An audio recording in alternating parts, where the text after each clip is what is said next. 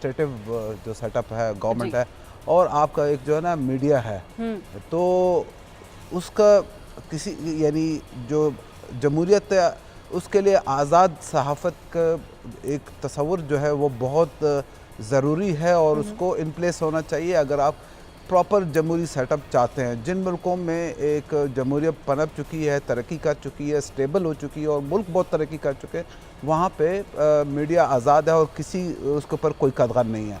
अच्छा, अब मीडिया को जो रेगुलेट करती है वो पैमरा है। तो पैमरा जो होती है ना, वो ये उसका काम ये है कि इंश्योर करे कि सबको लेवल प्लेइंग फील्ड मिले और न्यूट्रल हो और कोई जो खिलाफ कानून काम ना करे।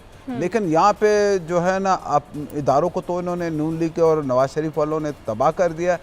जिस तरह से नैब को, आईबी को, ये अपना एफआईए को और नादरा को, सब इदारों को तबाह किया। इसी तरह से पैमरा को भी तबाह किया। ये जो आपका इनका चेयरमैन था अबसार आलम, मैं ख़ुद इस्लामाबाद में था, मैंने देखा हम वहाँ पे कॉफ़ी हाउस में एक बैठे हुए थे कौसार मार्केट में, तो देख रहे ख्वाजा आसिफ आ रहे थे और उनके पीछे पीछे ये आकर के उनके साथ बैठे हुए थे, जैसे उनके वो नहीं होते चेले जो होते हैं। आपने जो बात की इधर